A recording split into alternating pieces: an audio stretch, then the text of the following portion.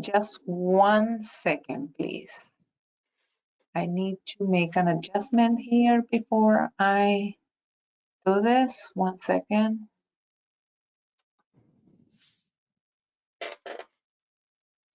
Okay, should be okay now. So welcome.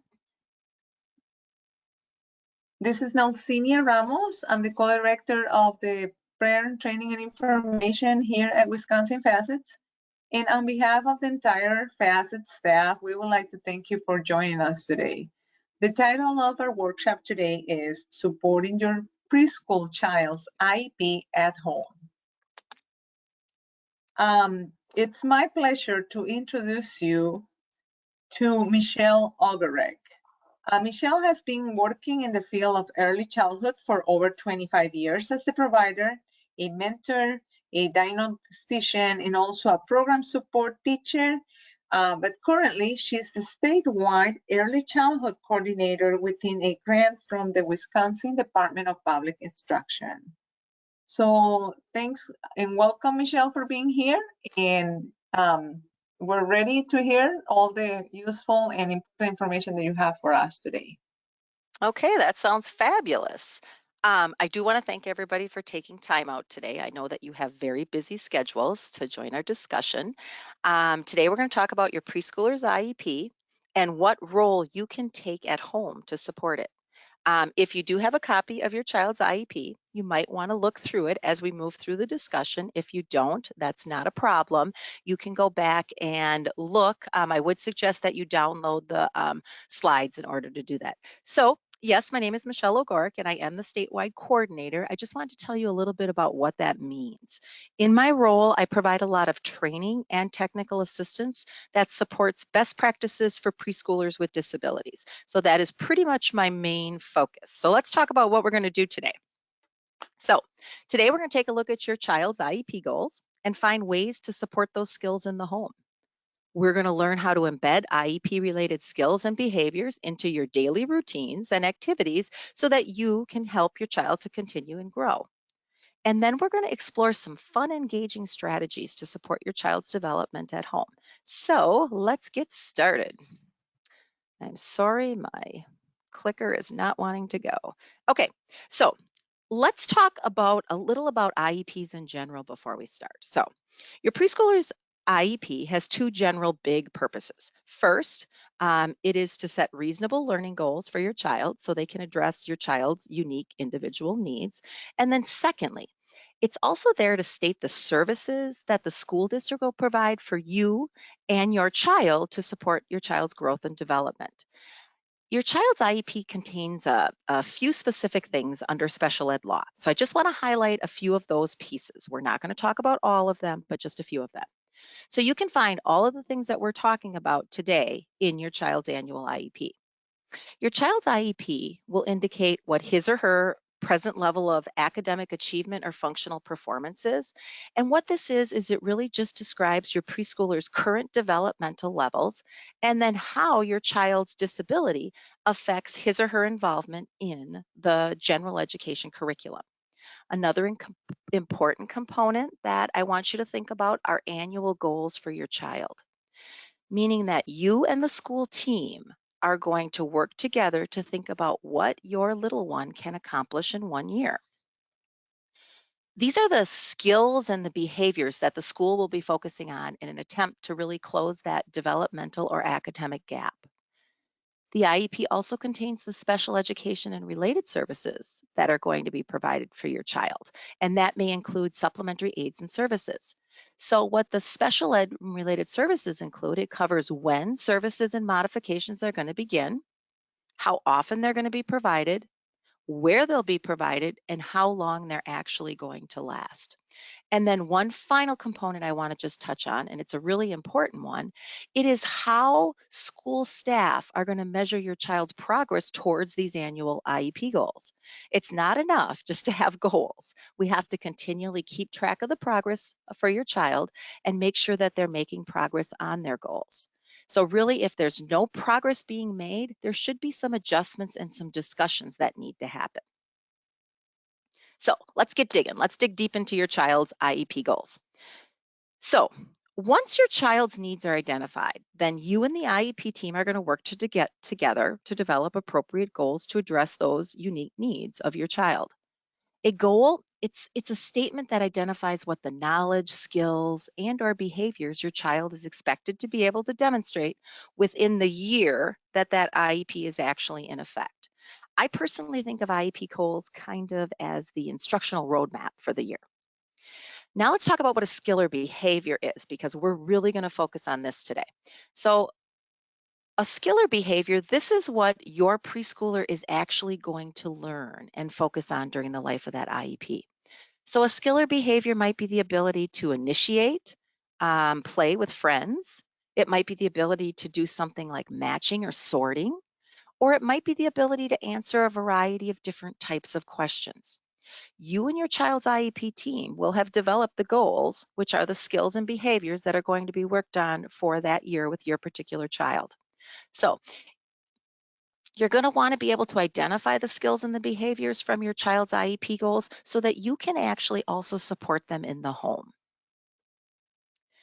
I want to talk about some developmental vocabulary so before we start so that we're all on the same page. So you may have heard of domains of development. The word domain really just refers to aspects of growth and change. But when we talk about preschoolers, there are major domains of development that we talk about. We talk about cognition, physical, which includes gross and fine motor, communication, social emotional, and adaptive skills.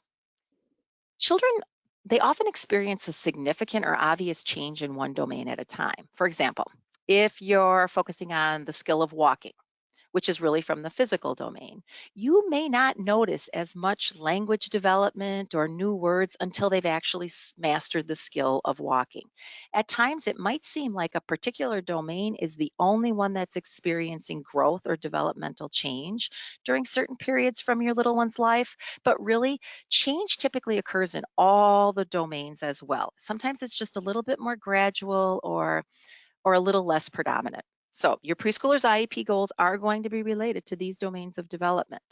What we're going to do is we're going to take a look at some of the skills and behaviors in each of these domains so that when we start talking about your child's IEP goals, we will have some background information. So let's talk about the first one. What I would like us to do with all 5 domains is I'd like to talk about each domain individually. I want you to think about what types of skills are included. And then I want you to take a look at your child's IEP goals. And I want you to see if those skills or behaviors are some of the same ones that are in your child's IEP. So let's start with the domain of cognition. Another term we use sometimes, which is a little bit more descriptive, is early learning. So I'll talk about early learning skills or cognitive skills. And what these are really how your child thinks, how your child explores, and how they figure things out. Many times when people talk about cognitive or early learning skills, they only think about rote type skills, like being able to tell you their colors or their shapes or their numbers or their ABCs. I want us to think of a bigger, broader context when we're thinking about cognitive skills. I want us to think about exploring how they problem solve, how they figure things out. So, as a parent, it's really important that you foster cognitive development as soon as your little one is born, because by providing this, this is really the foundation of your child's success in school and in later life. An example is there's research that comes out that children who can distinguish sounds at 6 months of age, yes, distinguish sounds at 6 months of age, the different particular sounds, they are much better at acquiring skills for learning to read and write when they're at age 4 and 5. So, what we do at birth really matters throughout the whole development.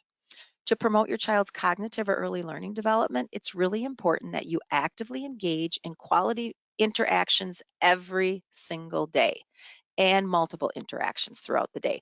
And these interactions can include things like maybe you're talking with your child, you're asking them to identify some common objects, you're letting them explore with a lot of toys and even a lot of stuff just around the house. Maybe you're singing, maybe you're having them look at books or puzzles. Maybe you're answering all your, if you got a 3 or a 4-year-old, all the why questions. Um, It is amazing how many why questions some of our children can ask. You're also encouraging thinking and reasoning. You're asking a variety of open-ended questions. And what I mean by open-ended questions, questions that require a little bit longer response rather than just a yes or a no. The other thing to think about is thinking about what your child's current interest is and really expanding on that. So if an example might be, if you have a toddler or a preschooler, they might show some interest. A big one usually is dinosaurs. So if you think about how you can support that interest, you might take your little one to a trip to the museum. You might go to the library and check out some books on dinosaurs. You might actually go online and try to find some videos of dinosaurs to learn a little bit more what the time was like when they roamed the earth. I remember my son usually had some particular areas of interest when he was young. Um, Dinosaurs was one of them. He also was very into any type of construction vehicles. He was into Thomas the Tank Engine, and I guess I don't really know yet. I'm not a grandmother if Thomas the Tank Engine is a big thing. And then he was also into airplanes. So I want you to just think for a second, what is your child's current area of interest? That's the time that we want. That interest is very interesting for them. And that's the time which we want to embed some of the skills and some of the things to learn during that time because your child is really actively interested. Another way you can foster your child's cognitive development is to provide choices and even prompts sometimes to make really thoughtful decisions. You really need to think about allowing your child to have different ways to kind of problem solve. You may If your child is engaging in any problem solving, like maybe putting a puzzle piece in, you may want to provide some gentle guidance and encouragement. But I suggest that you also allow time for the child to figure out how to put that new piece into a puzzle. Sometimes this is going to require a little bit of patience on your part, but ultimately it really will help your child in the long run because they'll be developing those early learning skills and problem solving skills. So what we're going to do is we're going to take a moment and we're going to look at your child's IEP goals. The only thing we're looking at now are your child's IEP goals. And I want you to think, do you have any goals that relate to early learning or cognitive development? You can see on the screen, I've put a sample IEP goal page. Your child's IEP pages may look like this, but they might not look exactly like this, but the content is pretty similar. So if you don't have your IEP, when you get time, take a look at those goals because we want to make sure that how we're going to be able to know what the goals are that are being worked at school. And what we want to do is we want to support those goals at home. I also wanted to make you aware of a program that's available in Wisconsin. Um, it is a program that supports parents with young children with disabilities. It's called WISPE. Let me see if I can remember what it stands for, the Wisconsin State Parent Education Initiative. And what this is they have so many great resources for parents. And one in particular is a tool that's used to support you during the IEP process. It's called the CCR IEP Snapshot. At the end of this presentation, there is a resource page and it is linked there. It's a fabulous tool to help you kind of prepare for the IEP, to work through the IEP, and then to take notes from the IEP. So you should take a look at that one if you have time. So let's get back to our topic at hand. Let's pretend one of your preschoolers has early learning goals that deal with identifying similarities, differences, or matching related skills. I'd like you to think for a few seconds of things that you could do in your home that would promote that skill. So let's just take matching. What are some things that you could do in your home to reinforce that skill if you have an IEP goal related to something like that? I want you to think about how you can reinforce and promote that skill in a fun, interactive way during the day. We really don't need to buy any new materials. We don't need to sit down and do any drill or practice. I want you just to think, how can you embed that skill in what typically happens throughout your day with your child? I'll give you an example of one that I had thought of. Um, an example might include talking with your child while you're doing something as ordinary as the laundry. And maybe you're getting ready to do some sorting of socks. While you're sorting the socks with your child, you can talk about same and different. You can actually, when you're sorting the socks, model, does this match? Does this not match? Does this look the same? Does this not look the same? That's just one example. I am sure there are numerous times throughout your day that you can model these skills. You can talk with your child about specific vocabulary related around that, and then you can allow them to have opportunities to do that skill of matching by themselves. So there's many ways that we can incorporate those particular skills. Now let's talk about physical domain. Let's do the same thing for the physical as we just did for the cognitive domain. So first, let's talk about what physical includes, and then let's talk about some examples and how you might be able to support it.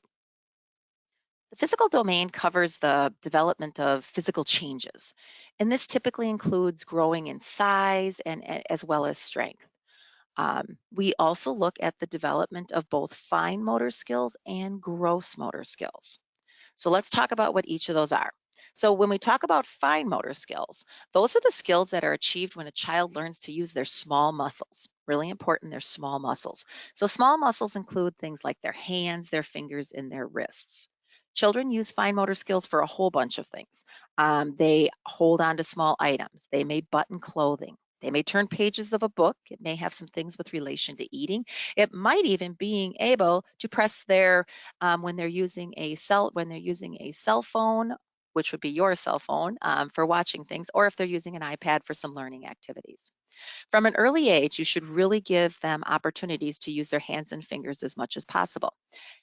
Even starting as young as babies, giving them rattles and plush type toys and other things to kind of grasp. Later, you want to give them some toys that allow them to pick things up, but then also to be a little bit more refined and put some of those toys in slots. Those are some really good beginning skills. As they get older, again, you're going to maybe let them use a scissor. You're going to help them support holding a pencil, just doing a whole bunch of different things with fingers and hands. Gross motor skills. So gross motor skills are foundational skills that really involve the bigger movements, such as large muscle. So fine motor was small muscle, gross motor is large muscle. And that includes things like arms, feet, legs, and your trunk of your body. With practice, children really learn to develop and use gross motor skills so that they can move in their world with balance, coordination, ease, and confidence. So some examples of gross motor skills might be, let's think about this: sitting, crawling, jumping, walking upstairs, throwing a ball. And when you think about it, even the first time that your little one comes home from the hospital and the first time that they lift his or her head, that's really an example of gross motor skills. So as parents, you can help your child's physical development by providing opportunities that are really age appropriate. If you have a baby, that's really allowing them to have time on the floor, tummy time, so that they can build their neck and they can build their upper body strength. With preschoolers, you're going to want to let them to have plenty of opportunities to just run around and play and develop those motor skills. So what I'd like you to do now is I'd like you to just think about your child's current IEP goals and see if there are any finer gross motor skills in the document. If there are finer gross motor skills, I want you to think about what particular skills they might be working on. So it might be sitting or running or jumping. And then I want you to think of what are some ways that you can develop or practice those skills during your typical day with your child.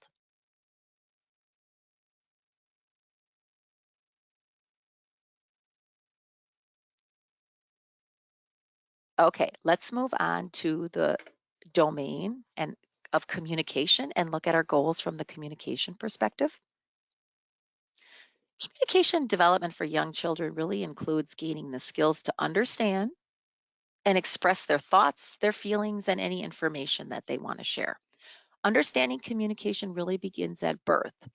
And actually, some people would actually say during pregnancy, and it continues through their life. It's as your child hears, sees, and interprets information from other people and their environment. The communication domain includes expressive language and receptive language. So let's talk about what each of those actually mean in some examples. So expressive language really refers to how your child uses words to express him or herself. So examples of this might be speaking. Maybe they're using some gestures like they're waving or pointing. Maybe they're using some facial expressions like smiling or crying, or maybe even some vocalizations like crying and yelling. So those are all examples of expressive language. We also talk about receptive language. And when we talk about that, that refers to how your child understands language. Examples of receptive language include many things. Some examples might be being able to listen, following directions, maybe answering a different variety of questions. When you read a story, being able to understand parts of that story, and then being able to identify and point out particular pictures or objects. So there's a lot of different skills that are involved in both receptive and expressive.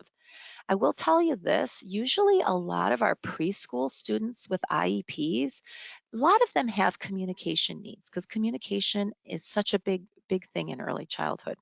I want you to think about how you can promote your child's expressive and expressive, and receptive language skills. To me, the easiest way to think about how you can promote them is to talk, and talk some more. Ask questions, and even ask more questions. And then finally to read, and read some more. So the three words I always think about how the best way as a parent that you can support your child's communication skills: talking, reading, and questioning. Sometimes as a teacher and then also myself as a parent, um, I talked and I talked and I talked. I even talked about what I was doing at particular times through the day. We need to expose our little ones to as much language as possible because that's what they're hearing, that's how they're learning, and that's how they're developing. Another thing to think about, don't forget if your child has any communication devices or any assistive technology or visuals to support communication. You're going to want to make sure that they're using those at home also to be able to increase the opportunities for communication. That goes as well for really all domains. Any supports that your little one is using successfully at school should also be discussed with you about using them at home to see when it's appropriate and when it will provide more opportunities for practice. So again, I want you to think about the IEP goals in your child's IEP that are related to communication. It might say communication. They might be talking about some of the things that we talked about in expressive or receptive language. And I want you to think about how can I promote the development of those skills? And then how can I incorporate that into my child's just daily routine on how we're going to practice them? Kind of like we did with the socks. We don't need to buy new equipment. We don't need to do any specific sit down and drill and practice. How can you incorporate those into your child's daily skills?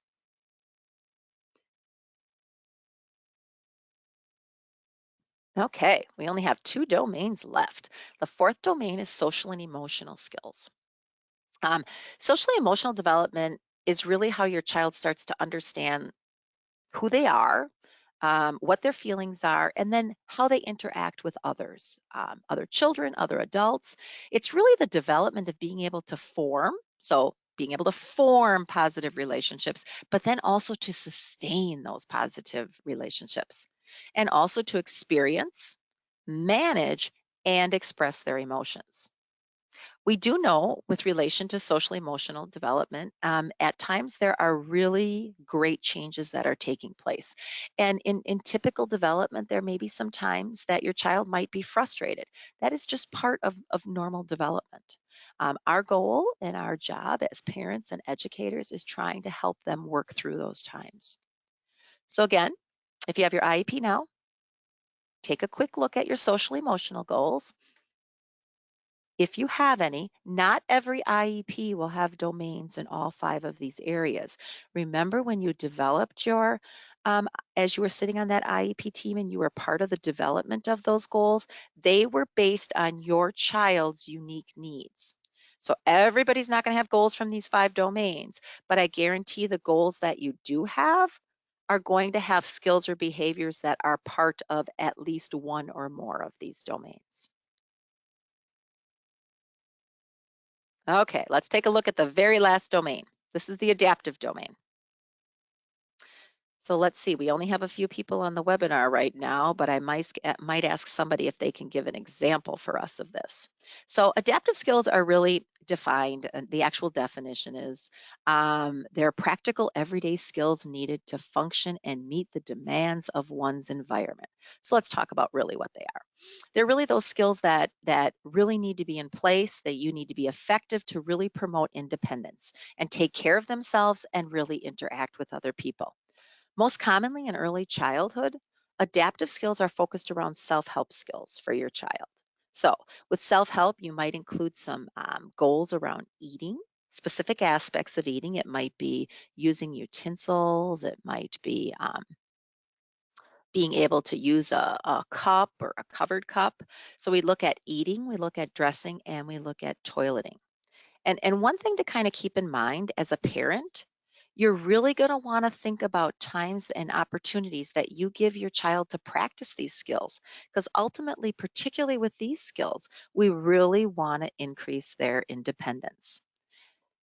So, if anybody is willing, in the chat box, um, if you have ideas on how you might incorporate eating, drinking, or dressing or toileting skills in your daily routines, do me a favor, put it in the chat box.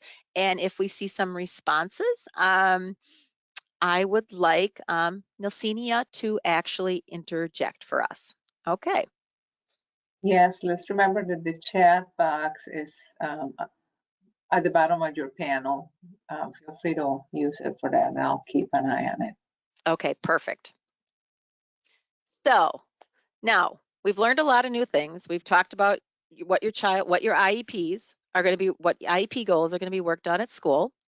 We talked about um, your child. We didn't talk about, we'll be talking about your child's teacher is really going to be using a variety of strategies, techniques, and materials to really promote the development of those particular skills and behaviors in the IEP. But we know that if you and the school work together and the same skills and behavior, the chance of mastering those skills is unbelievably greater. So, you and the school really need to be a true partnership when working on your child's goals. So, let's talk about your role in reinforcing these skills and these behaviors in the home setting.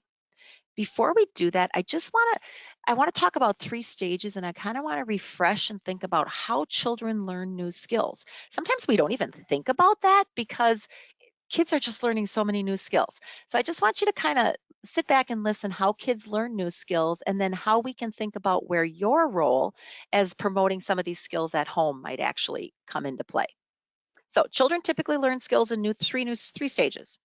Stage one is called the acquisition, or kind of the show and tell stage.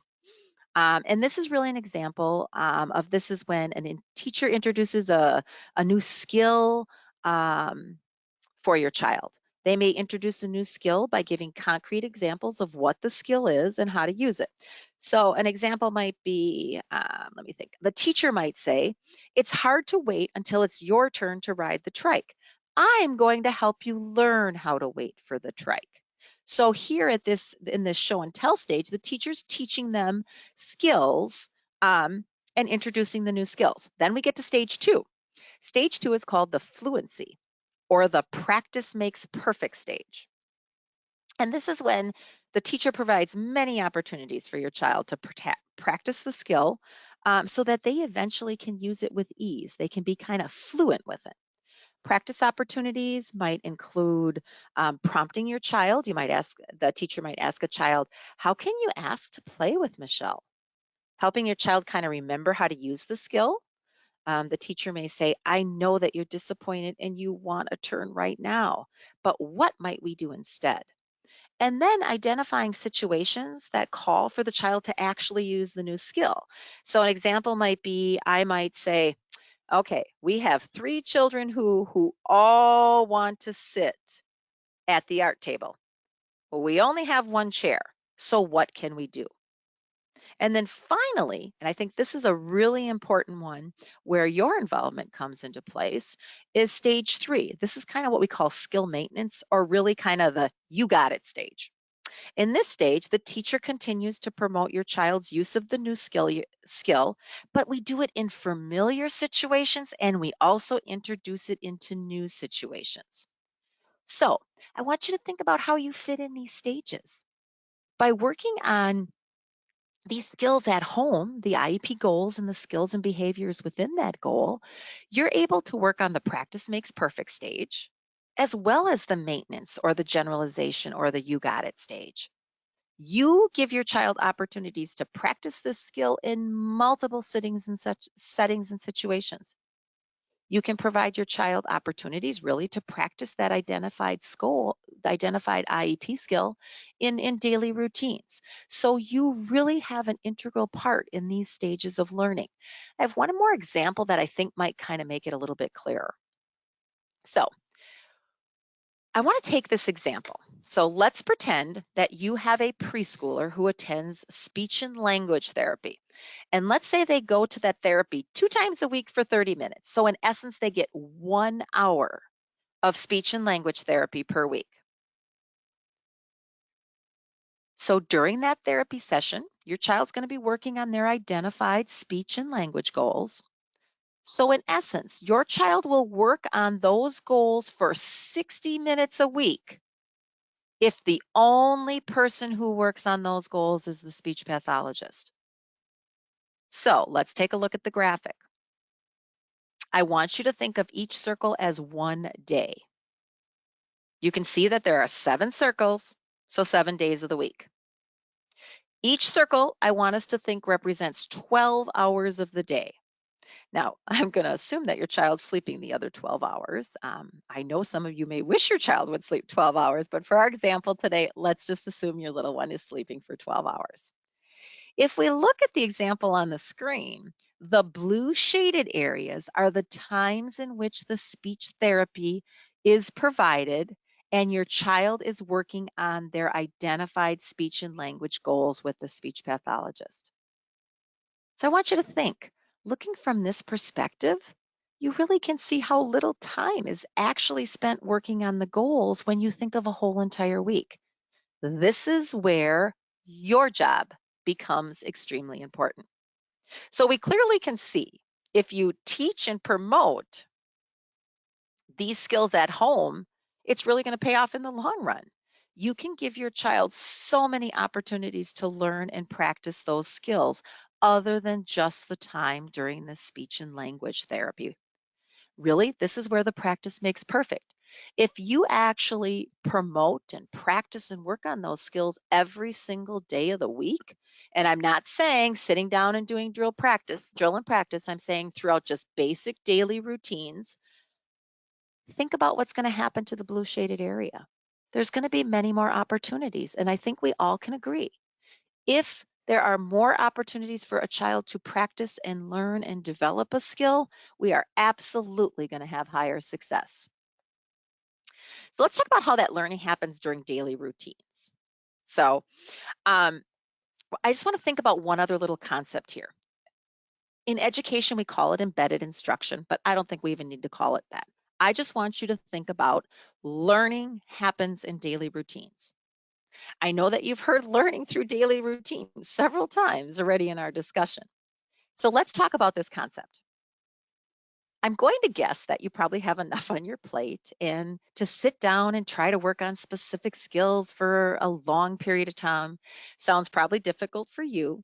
And I'm also going to say sometimes might be frustrating on your preschooler. So I want you to think about this. Our goal is to make learning fun and to learn things in the context of daily routines. We want our kids to learn the skills that they need in the settings where they're actually going to use them. So I want you to think about all the daily routines that you and your child engage in a typical day and just kind of get them in your mind. Or you could write them down on a sheet of paper.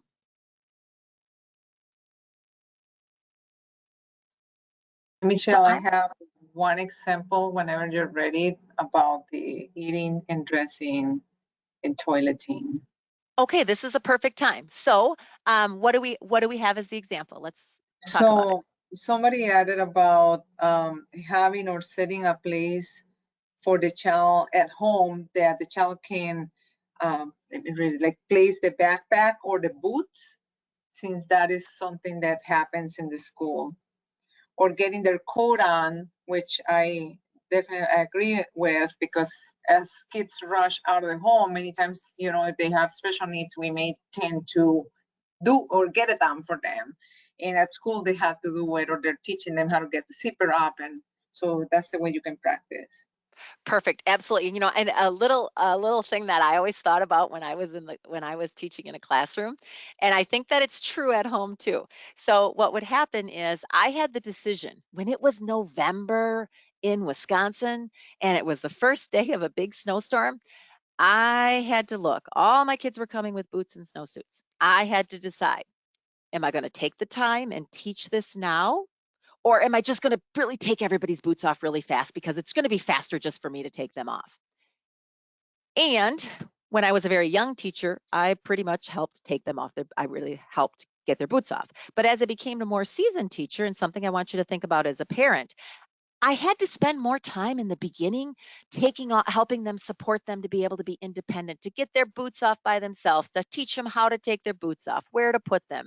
Same thing with their snow pants. But in the long run, it promoted independence. And the same thing that happened is they became independent. They became self-sufficient. At the end of the winter, I did not have to really do much for my young kiddos with putting on boots and snowsuits. So I want you to think about that same thing as we go through this. And that was a fabulous example. So let's think about we talked about the daily routines that your child engages in, and a couple of them I think that you might have come up. I'm sure you probably came up with many more, but it might be breakfast. Maybe it's traveling in the car. We do spend a lot of time at times in the car. Maybe during a little snack routine you have at home, maybe bath time, bedtime, story time. I'm sure you have many more examples. But these are the times that we want you to embed the skills in your child's IEP goals. These are the daily routines so that your child has additional time and opportunities to practice, learn, and generalize those skills and behaviors. So let's look at a few examples now. We're going to talk about one in the home, and then we're going to talk about what you might be able to do in the community for a particular example. So let's start with a really familiar routine. You do it several times a week. Bath time. Bath time is a fun routine. Now, sometimes as a parent, it wasn't as fun as I wished it to be, but many times it was. This is a fabulous learning opportunity. I bet if you look at your child's IEP goals, many of them actually can be reinforced or practiced actually at bath time. So I want to think about a few examples for each of the 5 domains on how you might be able to promote certain skills during bath time. And again, we want to make sure that you can promote any of these skills, but we want to make sure that it really is also related to your IEP goals and the skills and behaviors in those goals. So let's take a look. Let's see if we can do this. Early learning or cognition. During bath, you might do some matching or sorting of the different toys that are in the tub. Maybe you're going to use some specific vocabulary or basic concepts. You might say, put the cup under the sink, take the cup out of the bath, different things like that. You might even do some early counting skills. Maybe you have letters in the bath, those little floatable letters, and you do some counting with those. Think about communication. What might you be able to do in the at bath time there? You might be able to ask a lot of different questions and really increase some of that engagement. You might give them directions about what to do with specific toys. Maybe you're going to do some identifying or even some labeling of particular bath toys. And then you're really going to promote them to really use their words to kind of express what they need or want.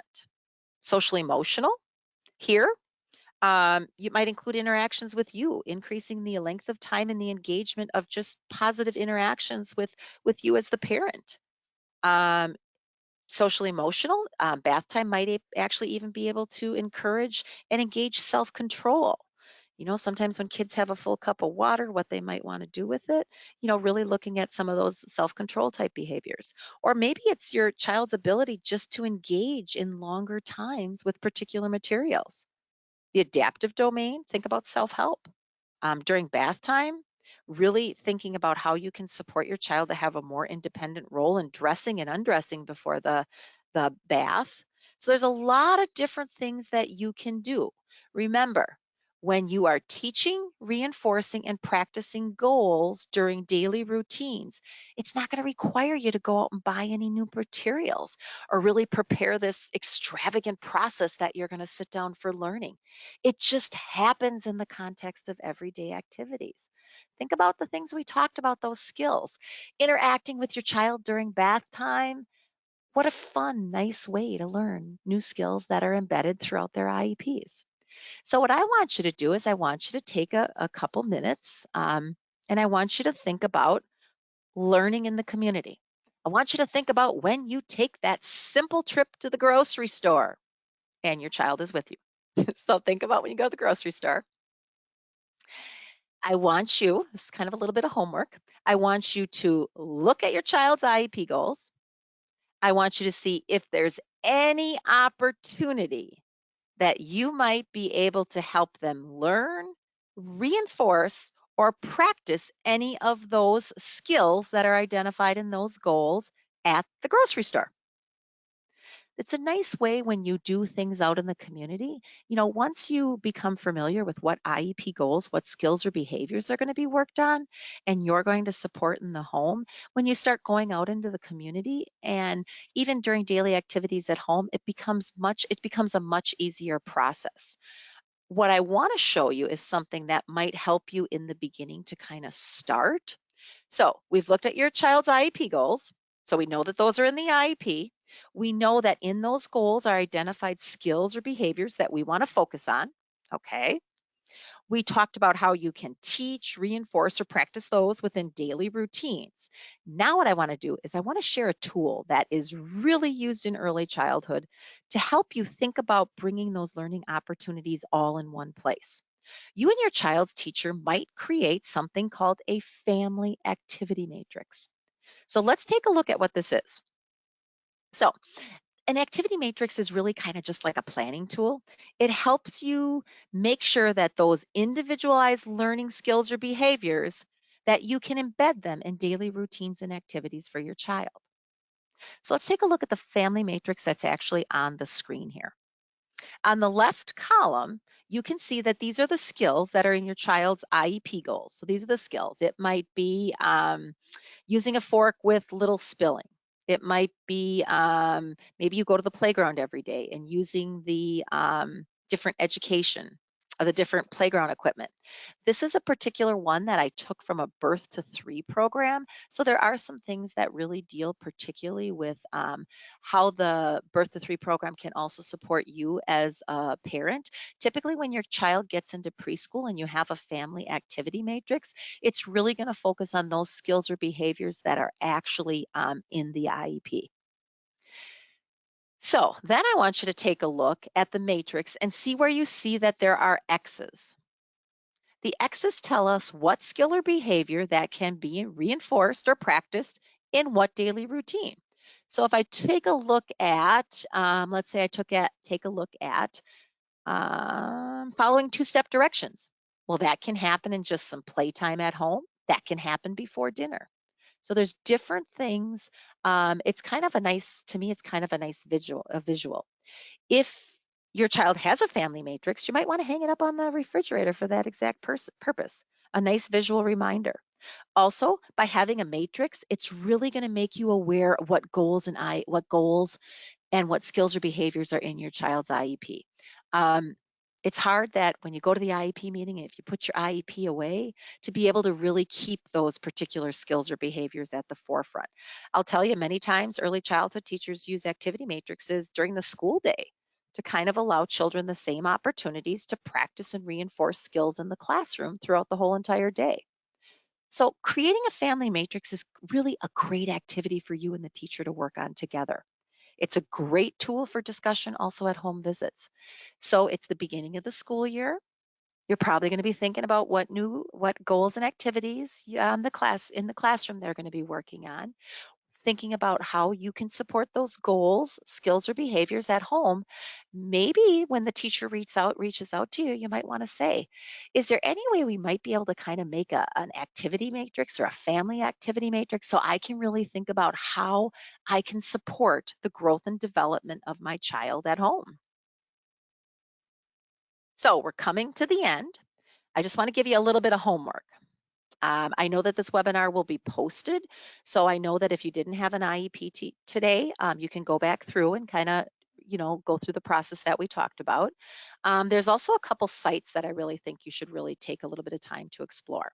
So I would explore this one, CEL, which is the Center for Early Literacy Learning. It's a fabulous website for parents, and it really focuses on literacy development. So this particular site really focuses on literacy development for your young one.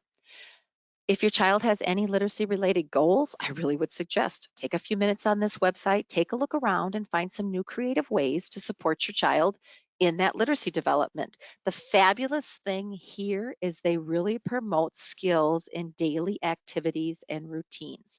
There's two particular ones I want you to take a look at. So, first document, if you look way to the left of the screen, well, it's my left when I'm looking at it. I guess that would be your left too.